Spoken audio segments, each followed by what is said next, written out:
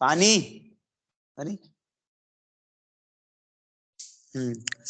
بسم اللہ الرحمن الرحیم. چوتھی فصل تیار کی ہے. فصل حاضر و ناظر کا ثبوت مخالفین کی کتابوں سے. ٹھیک ہے، تو اب حاضر و ناظر کا ثبوت مخالفین کی کتابوں سے دیا جائے گا. کیسے دیا جائے گا؟ اب وہ مخالفین نے کہاں کہاں تسلیم کیا ہے.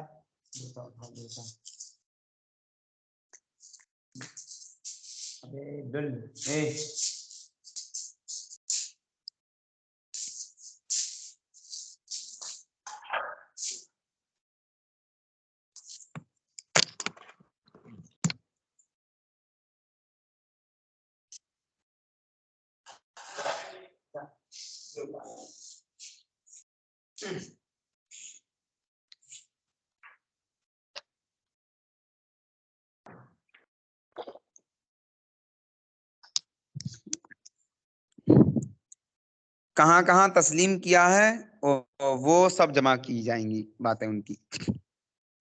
ہیں کہاں کہاں رسول پاک یا پھر دیگر موجودین کو، حاضرین کو، غیر اللہ کو حاضر و ناظر مانا ہے، یا پھر اپنے شیوخ، اپنے استاذوں، اپنے قبلہ جاتوں کو جو بھی کہا ہے ان ساری باتوں کو یہاں جمع کیا جائے گا انشاءاللہ عز و جل. تحذیر الناس یہ کتابچہ ہے 5 یا 6 صفحات کا، یا پھر اس سے زائد 8. اس میں بڑی کیا کہیں اس کتابچے کے بارے میں، اتنا سمجھ لیجیے گا کہ ساری خرافاتیں ہیں ایک طرح کی. آیت کا مفہوم الگ، اور پھر اس کی وضاحت، پھر ایک ضعیف مطلب اثر کے ذریعے سے کہہ سکتے ہیں کہ قدیم کیا بولتے ہیں، ایک امت سے اوجھل اثر کے ذریعے سے ایک امت کا مسلمہ عقیدے کے خلاف بات کہی گئی ہے نا، ثابت کی گئی. اور بھی بہت ساری باتیں ہیں. بہر کیف یہ کچھ باتیں اس کتاب کے تعلق سے آئیں میرے دماغ میں. مولوی صاحب ہیں قاسم نانوتوی، جنہوں نے دیوبند میں مدرسے کی بنیاد رکھی تھی انگریزوں کے سہارے. انگریزوں نے بڑے تعاون کیے ہیں اس میں اور بڑی مدد کی ہے. مولوی قاسم صاحب نے آیت کریمہ جو آگے لکھی ہوئی ہے النبی اولا بالمؤمنین من انفسہم، کے نبی مومنین سے ان کی جانوں سے زیادہ قریب ہیں، میں بیان فرمایا ہے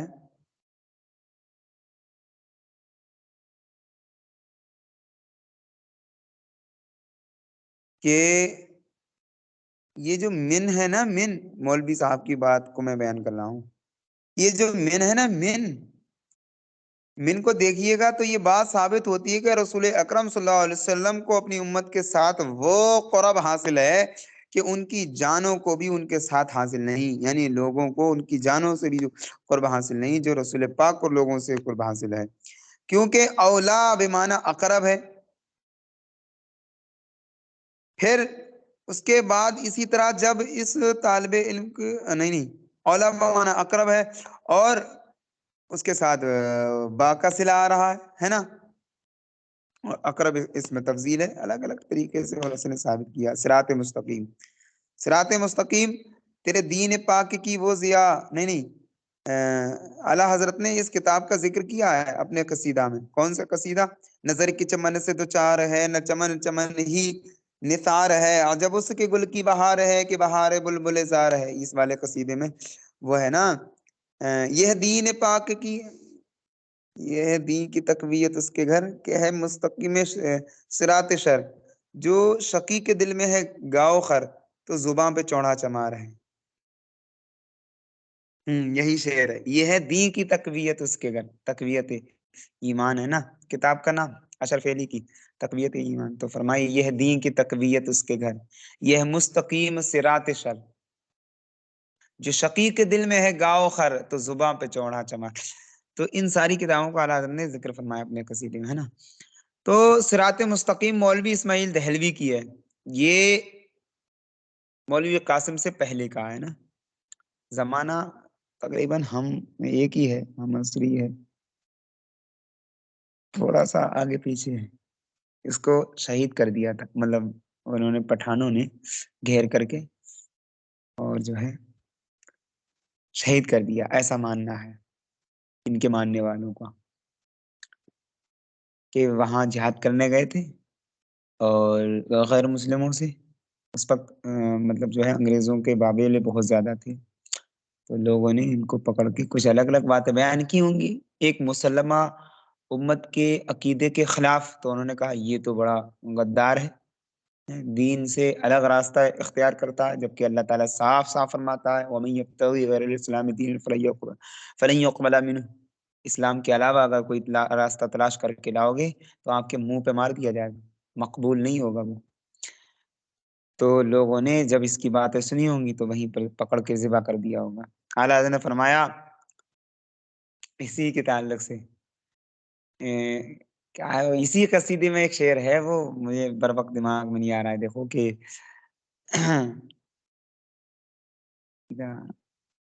بڑا زبردست ہے. وہ شہید لے نجد تھا کہ ذبیح تیغ خیار ہے، نہ ذبیح تیغ خیار ہے، ایسا کچھ ہے. بہر کیف آئے گا تو میں آپ کو اسی کلاس میں بتاؤں گا. ہاں، تو انہوں نے کتاب لکھی ہے صراط مستقیم فارسی میں، اور اس میں بڑی تصوف کی بات لکھی ہیں، اور اسی میں جو ہے یہ بات بھی لکھی ہوئی ہے کہ اللہ کے سامنے سب لاچار ہیں، سب مطلب جو ہے بے بس ہیں، ناقص ہیں. اللہ ایسی شان ہے، اللہ ایسی طاقت ہے، اللہ ایسی پاور ہے کہ اس کے سامنے ساری پاوریں، ساری طاقتیں، ساری نشانیں ہیچ ہیں. یہ بات لکھنے کے بعد نتیجہ برآمد کیا، مقدمات ترتیب دیے. یہ بات مقدمات تو انسان کے درست ہوتے ہیں، لیکن جو نتیجے نکالتے ہیں نا بڑے غلیظ غلیظ نکالے ان لوگوں نے. تو مقدمات ترتیب دیے اور اس کے بعد کہا اب چاہے کوئی پیر ہو، ولی ہو، استاذ ہو، اور یعنی کیسے کیسے الفاظ لایا ہے. اس کے بعد کہا کوئی نبی ہو، کوئی پیغمبر ہو، کوئی رسول ہو، اولو العزم ہو، کچھ بھی، مطلب ایسے ایسے کیسی زبان کھلتی گئی. دیکھیں زبان، دیکھیں کتنی مطلب چرب زبانی تھی زبان میں. اللہ رحم فرمائے. جبکہ اللہ تبارک تعالیٰ نبیوں کے تعلق سے فرماتا ہے وما کیا بولتے ہیں وہ ہے رضی اللہ عنہم ورضوا عنہ. صحابہ کے تعلق سے فرما رہے ہیں کہ رضی اللہ عنہم ورضوا عنہ، مومنین کے تعلق سے کہ اللہ مومنین سے راضی ہیں، راضی ہے، اور مومنین بھی اللہ سے راضی ہو گئے. اور ایسی شانیں کہ جن کو اس مردود نے اپنے کلام میں داخل کیا. کس کلام میں؟ جو ابھی میں نے بتایا کہ سب ہیچ ہیں، پھر اس نے تبصرے کیے، تو اس میں اس نبی کو بھی شامل کیا کہ جس نبی کے تعلق سے اللہ تبارک تعالیٰ نے فرمایا کہ وَلَسَوْفَ يُعْطِيكَ رَبُّكَ فَتَرْضَىٰ، آپ مجھ سے راضی ہی رہیں گے، یہاں تک کہ آپ کو میں اتنا نوازوں گا، اتنا نوازوں گا. عَسَىٰ أَن يَبْعَثَكَ رَبُّكَ مَقَامًا مَحْمُودًا، آپ کو مقام محمود عطا فرماؤں گا نوازتے نوازتے. انا اعطیناک الکوثر الخیر الکثیر، الکوثر الخیر الکثیر. تو آپ دیکھیں ایسی شان ہے اللہ کی جناب میں، اور وہ کہہ رہے ہیں کہ سب ہیچ ہے. ایسا کیسے ہو سکتا ہے نا؟ بالکل قرآن پاک سے ہٹ کر کے ہے نا مفہوم. یہ بات تو درست ہے کہ ساری قدرتیں اللہ ہی کی طرف سے، لا حول ولا قوت الا باللہ، یہ تو سب ٹھیک ہے، لیکن پھر اس پر نتیجے جو مرتب کیے اس کتاب میں بڑی بہر کیف. آگے دیکھتے ہیں. میں چوتھی ہدایت با ہدایت، یہ کتاب فصل با فصل ہے، باب در باب ہے، اور اس میں جو ہے ہدایت با ہدایت کتاب کو ذکر فرمایا ہے، کتاب کو تصنیف فرمایا. حب عشق کے بیان میں کوئلے اور آگ کی مثال دے کر کے کہتے ہیں صاحب، کیا کہتے ہیں، یہ باتیں میں نے جو ابھی بتائی نا یہ یہاں سے ہٹ کر کے ہیں، ہے نا. اور یہاں جو کتابیں جو عبارات اس کتاب سے اٹھائی ہوئی ہیں وہ اس بابت اٹھائی ہوئی ہیں کہ حاضر و ناظر غیر اللہ کے لیے ماننا ٹھیک ہے یا نہیں. تو ٹھیک ہے یہ مخالفین بھی کہتے ہیں، اس بابت اٹھائی ہوئی ہیں. پہلے یہ بتائیں آواز آ رہی ہے آپ سب حضرات کو؟ جی حضرت آواز آ رہی ہے. جی حضرت آ رہی ہے. اس میں کوئلے اور آگ کی مثال دے کر کہتے ہیں اچھا اس کتاب میں باتیں تو تصوف کی ہیں، اور تصوف تو ویسے ہی ہے دل کو کھینچنے والی چیز، تو پڑھتا ہے بندہ تو کھینچتا چلا جاتا ہے، لیکن وہی بات ہے کہ کھینچتے کھینچنے وہ لے کر گیا ہے، کھینچتے کھینچتے ادھر جنت سے دور کھینچ کر لے گیا ہے اس کتاب کے ذریعے سے۔ تو اس لیے بچنا چاہیے ان ساری کتابوں سے، ہے نا۔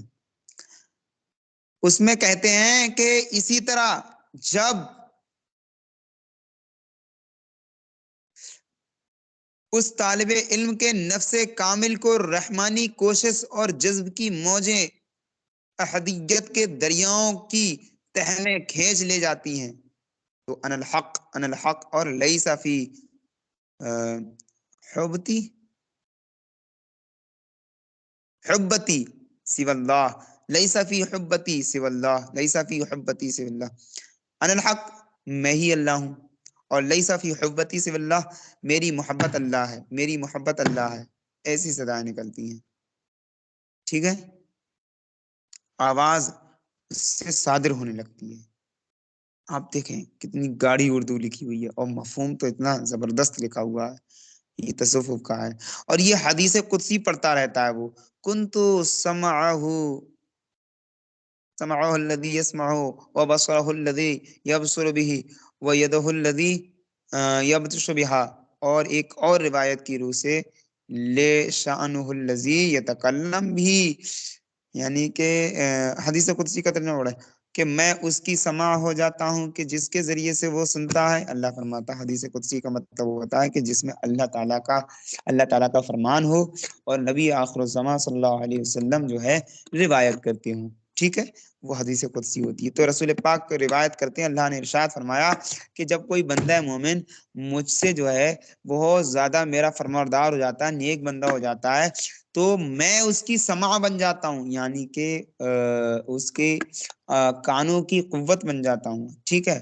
تو وہ اس سماع کے ذریعے سے سنتا ہے، میں اس کی آنکھ بن جاتا ہوں جس کے ذریعے سے وہ دیکھتا، ہاتھ بن جاتا ہوں جس کے ذریعے سے وہ پکڑتا ہے، اور ایک اور روایت لشانہ الذی یتکلم، میں ہی ہو جاتا ہوں وہ کہ جس کے ذریعے سے وہ بات کر، لسان ہے یہ شان نہیں ہے، میں اس کی زبان ہو جاتا ہوں کہ جس زبان کے ذریعے سے وہ بات کرتا ہے۔ اسی حالت کی حکایت بیان کرتے ہوئے بیان ہے، حکایت ہے، اس عبارت میں صاف اقرار کیا گیا ہے کہ جب انسان فنا فی اللہ ہو جاتا ہے تو خدائی طاقت سے دیکھتا، سنتا، چھوتا، بولتا وغیرہ ہے، یعنی عالم کے ہر چیز کو دیکھتا ہے اور ہر دور و نزدیک کی چیزوں کو پکڑتا ہے، یہی حاضر ناظر کے معنی، اسے ہٹ کر تھوڑی ہیں، اور اگر اس سے ہٹ کر کے ہوں تو ہمارے اس بیان کے شروعاتی اور آپ کو پلٹ لیجئے گا اور پڑھ لیجئے گا، اس کے ہٹ کر کے ہم نے کچھ معنی بیان کیے ہیں حاضر و ناظر کی، اللہ الصمد۔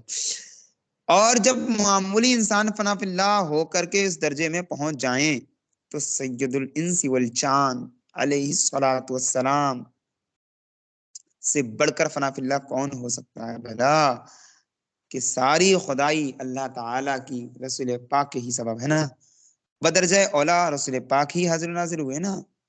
امداد السلوک مولوی رشید صاحب کی، یہ بھی بڑے ان لوگوں کے نزدیک قابل گزرے ہیں، لیکن قابلیت تو ان کی کیا بتائیں، بہر کیف۔ گنگوہی صاحب کہتے ہیں، گنگوہا ایک کیا بولتے ہیں ادھر دیوبند کے سائڈ میں ایک علاقہ ہے قصبہ نما، تو وہیں کے تھے، تو اس لیے انہیں گنگوہی کہتے ہیں۔ یہ فارسی میں کچھ لکھتے ہیں امداد السلوک میں، مرید یہ بھی یقین سے جانے کہ شیخ کی روح ایک جگہ میں قید نہیں ہے، مرید جہاں بھی ہو، دور ہو یا نزدیک ہو، گرچہ پیر کے جسم سے دور ہو لیکن پیر کی روحانیت دور نہیں۔ جب یہ بات پختہ ہو گئی تو ہر وقت پیر کی یاد رکھے، دلی تعلق اس سے ظاہر ہو اور ہر وقت جو ہے اس سے فائدہ لیتا رہے۔ مرید واقعات یعنی سارے واقعات میں پیر کا محتاج ہوتا ہے، اور شیخ کو اپنے دل میں حاضر کر کے زبان حال سے اس سے طلب کرے، یعنی مانگے۔ پیر کی روح اللہ کے حکم سے ضرور القا کرے گی، مگر پورا تعلق شرط ہے۔ پورا ہونا چاہیے تعلق، ہے نا، یہی شرط ہے۔ اور شیخ سے اسی تعلق کی وجہ سے دل کی زبان گویا ہو جاتی ہے اور حق تعالیٰ کی طرف راہ کھل جاتی ہے، اور حق تعالیٰ اس کو صاحب الہام کر دیتا ہے۔ اب جو رشید صاحب نے بیان، گنگوہی صاحب نے جو ہے بیان کیا ہے، ٹھیک ہے، فارسی کی کتاب میں، تو اس عبارت سے بہت ساری باتیں نکل کے آئیں۔ نمبر 1، پیر کا مریدوں کے پاس حاضر و ناظر ہونا۔ نمبر 2، مرید کا تصور شیخ میں رہنا۔ نمبر 3، پیر کا حاجت روا ہونا، یعنی کہ مدد کرنا، جو کہ یہ لوگ منع کرتے ہیں، ٹھیک۔ نمبر 4، مرید خدا کو چھوڑ کر اپنے پیر سے مانگے، خدا سے نہ مانگے، جو جس موقف کے خلاف ہے یہ پورا گروہ، کہ اللہ سے مانگو، ایاک نعبد و ایاک نستعین۔ بھائی صاحب، اس آیت پر تفسیریں رسالے لکھے گئے، رسالے باقاعدہ ہیں۔ سید صاحب نے، علامہ نعیم الدین مرادآبادی رحمۃ اللہ علیہ، انہوں نے تو بڑے مقابلے کیے رسالے لکھ کر کے، کیونکہ انہوں نے خزانہ العرفان لکھی ہے، کنز الایمان پہ تفسیر اس کی جو ہے کی ہوئی ہے، اور وضاحت کی ہوئی ہے اس آیت کی۔ تو لوگوں نے اعتراض کیے تھے کہ یہ کیسے تم نے کہہ دیا، تقدیم و تخصیص کیسے، بہت ساری باتیں انہوں نے اعتراض کیے۔ پھر حضرت نے جو ہے کئی رسالے بھی لکھے اس کے جواب میں، بہر کیف، لیکن یہاں انہوں نے ثابت کر دیا کہ مرید خدا کو چھوڑ کر اپنے پیر سے مانگے۔ پھر مرید کو القا بھی ہوتا ہے، اور وہ تصرف بھی کرتا ہے، اور ایتا بھی کرتا ہے، یعنی دیتا بھی ہے۔ کہتے پیر مرید کا دل جاری کر دیتا ہے۔ جب پیر میں یہ طاقتیں ہیں تو ملائکہ اور انسانوں کے شیخ و شیوخ آئے ہیں صلی اللہ علیہ وسلم بھی ان میں سے 6 صفات ماننا کیوں کفر ہے، اور کیوں شرک ہے؟ اس عبارت سے تو مخالفین کے سارے مذہب پر پانی ہی پھیر دیا گیا۔ وَلِلَّهِ الْحَمْدُ عَلَى فِي الْحَالِ وَالْقَالِ۔ سب تقویت الایمان ختم ہو گئی۔ تقویت ایمان میں بھی بہت ساری خرافاتیں لکھی ہوئی ہیں نا، کہ ارے آپ نے اگر ایسا کر دیا، مرید سے پیر سے مانگ لیا، شرک کر دیا، یہ شرک خفی ہے، شرک جلی ہے، ایسا ویسا۔ آپ تقویت الایمان پڑھیں، ایسا لگتا ہے کہ اس میں شرک سے علاوہ ہٹ کر کے کوئی اور کچھ ہے ہی نہیں۔ ٹاپک ہی پورا، مطلب اگر اور الفاظ شمار کیے جائیں گے اور شرک شمار کیے جائیں گے تو پوری کتاب میں اور الفاظ کے مقابلے میں لفظ شرک دگنا بلکہ تگنا ہوگا، مطلب 3 گنا زیادہ ہوگا۔ اللہ فرمائے۔ پھر حفظ ایمان انہی کی ہے، اشرف علی تھانوی صاحب کی، کہتے ہیں ایک لہجہ میں قطع کر جاتا ہے۔ نہیں، تھانوی صاحب کہتے ہیں کہ ابو یزید سے پوچھا گیا زمین کو طے کرنے کی نسبت کے بارے میں، تو آپ نے فرمایا یہ کوئی چیز کمال کی نہیں ہے۔ دیکھو ابلیس کو دیکھو، مشرق سے مغرب تک ایک لحظہ میں قطع کر جاتا ہے، قطع مطلب طے کر جاتا ہے۔ تو انہوں نے یہ حکایت نوٹ کی، اس کے بعد تبصرے کیے ہوں گے اپنے اپنے، لیکن اس حکایت کو نقل کرنے کے بعد اس پر سہمت رہے، گویا کہ اس سے سیٹسفائی ہیں اس عبارت سے۔ تو اعتراض ان پر اٹھتا ہے اس بات پر کہ تم نے اگر تمہارے موقف کے خلاف ہے یہ عبارت، تو تم نے پھر اس کو نقل کیوں کیا؟ پھر نقل کیا ہے تو اس کے رد میں لکھا کیوں نہیں، ہے نا؟ اسی لیے یہاں پر ہم نے ان کی بات کو نقل کر دیا۔ ان کی کتاب میں ایسی حکایت نقل ہے کہ ابلیس کے لیے تو یہ مانا گیا ہے کہ ایک جگہ سے دوسری جگہ میں وہ پل بھر میں ادھر سے ادھر چکر کاٹ دیتا ہے، اور تم نبی کے لیے نہیں مان رہے۔ اللہ الصمد، کیسے عقیدے ہیں! اس عبارت میں صاف اقرار ہے آنن فانن میں مشرق سے مغرب تک تو جانا اہل اللہ کو، مطلب کافر کا ایک اس کا کیا بولتے ہیں، ابلیس کا جانا جا سکتا ہے وہ، لیکن اہل اللہ کو تو کیا کفار و شیاطین سے بھی نیچے کا درجہ دے دیا، بلکہ ہوتا رہے گا۔ اور یہ حاضر و ناظر کے معنی ہی میں ہے، تقویت ایمان کے لحاظ سے شرک ٹھہرے گا، کیونکہ تقویت الایمان میں یہ سب باتیں شرک مانی گئی ہیں۔ اب کہہ رہے ہیں مسک الختام صدیق صاحب کی، بھوپالی صاحب کہہ رہے ہیں، بڑے گل کھلائے ان لوگوں نے، یہ پہلے کے زمانے کے جو لوگ تھے، ارے ایسی ان کی عبارتیں پڑھتے ہیں تو کبھی کبھار ایسا لگتا ہے کہ ان پہ آسمان کیوں نہیں پھٹ پڑا تھا۔ بھوپالی صاحب لکھتے ہیں وہابی کی عبارت یعنی کہ بھوپالی صاحب کی عبارت ہم بحث ثبوت میں پیش کر ہی چکے ہیں. وہ کہتے ہیں التحیات میں السلام علیکہ سے خطاب اس لیے ہے کہ حضور عالم کے ذرہ ذرہ میں موجود ہے، لہٰذا نمازوں اور نمازی کی ذات میں بھی موجود ہے، حاضر ہیں، لہٰذا حاضر و ناظر عبارت سے حضور کا حاضر و ناظر ہونا خوبی واضح ہو گیا ہے. میں سمجھتا ہوں کہ یہ ان عبارتوں کو نقل کیا گیا ہے کہ خود یہ جو ہے وہابی ان عبارتوں کو پڑھنے کے بعد اپنی انگلیوں کو دانتوں کی تلے دبا لیں گے. آگے پھر فرمایا ہے 5ویں فصل میں حاضر و ناظر ہونے کا ثبوت دلائل عقلیہ سے. اچھا، ایک بات اس کتاب کی خاصیت سے ہے. خاصیت کیا ہے؟ اس کتاب میں عقلی دلائل پیش کیے گئے. ٹھیک ہے، یہ تو ہے. اس کے ساتھ ساتھ عقلی دلائل میں بہت سارے مطلب جو ہے درجات رکھے گئے کہ سوری اس میں نقلی دلائل پیش کیے گئے. نقلی دلائل مطلب قرآن و حدیث سے. اس میں بھی درجات رکھے، وہ یہ کہ قرآن سے الگ ہوں گے دلائل، پھر حدیث سے الگ ہوں گے، پھر قرآن میں جو تفسیر کی ہے مفسرین نے اس کے دلائل الگ ہوں گے، پھر حدیث میں جو مطلب جو ہے وضاحت کی ہے محدثین نے اس سے الگ، پھر اقوال امت کے علماء سے الگ الگ جو فتوے لیے گئے ہیں، ہے نا، وہ وہاں سے دلائل پیش کیے جائے. ان سب سے ہٹ کر کے ایک بات ہے، وہ یہ کہ عقلی دلائل. عقل کا تقاضا ہے، عقل کہتی ہے کہ کام ایسا ہونا ہی ہے، مطلب ایسا ہو سکتا ہے یا ایسا ہوتا ہے، یہ عقلاً ٹھیک ہے، تو وہ چیز بھی ثابت کی گئی ہے. یہ اس کی خاصیت سے ہے. تو اس کو کل ثابت کریں گے وہ کہ کیا عقل بھی کہتی ہے کہ حاضر و ناظر کا مفہوم غیر اللہ کے لیے ثابت ہے. انشاءاللہ عز و جل.